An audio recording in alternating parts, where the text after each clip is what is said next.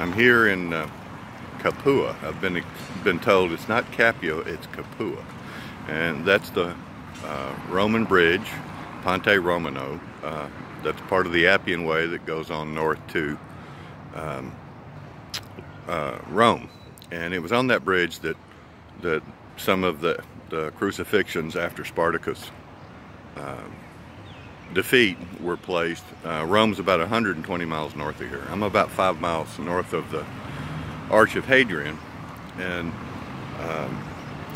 so now we're going to switch our story to Hannibal.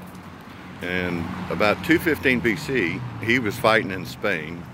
He was a Carthaginian from Carthage, which is modern-day Tunisia now, and Carthage was founded by Phoenicians who were from Lebanon, present-day Lebanon.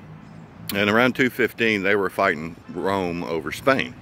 And so Hannibal decided that after they beat his daddy in Spain, that he was going to take the fight to the Romans. And so he crossed the Alps with 36 elephants. And I've often wondered why he would travel with elephants. And the reason was that the Romans would form up in a straight line. And so he'd send the elephants through to break up the straight line, create a little chaos. And so he crossed the Alps because Marseille was defended by a bunch of Roman legions, and he didn't want to mess with them until he got to Italy. He wanted to bring the fight to Rome. And so he crossed the Alps. The Romans figured out he was there. They had 2 big battles. He kicked their butts. And then they moved to about 125 miles west of here.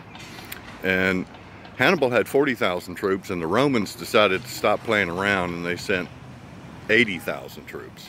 And he did a maneuver called an envelopment, and his 40,000 troops beat the 80,000 troops. Schwarzkopf said he studied that maneuver before he went into Desert Storm. And so Hannibal then comes to Capua, Mount Tifata, which is a hill about 500 meters tall that's just east of the city of Capua, and he winters there.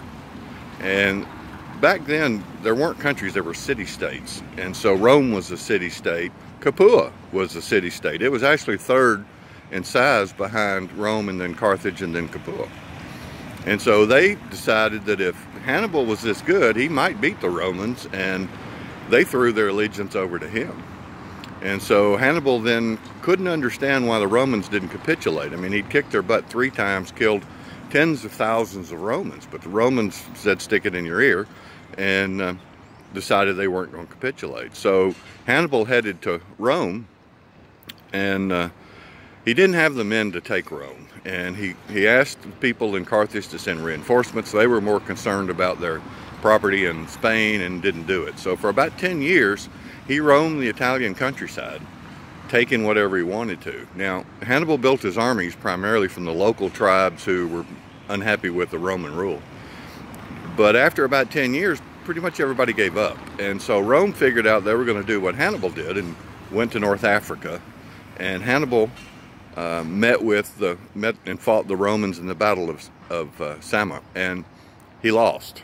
And the reason he lost was that the Roman general figured out what Hannibal's tactics were and did it on him. He also stole a cavalry, which was one of Hannibal's big deals, that he had cavalry that the others didn't have. And so they lost, and Hannibal escaped and eventually ended up in Turkey, northern Turkey. And of course he was a wanted man by the Romans, and when they found him, Hannibal took poison and died so that he wouldn't be taken back to Rome.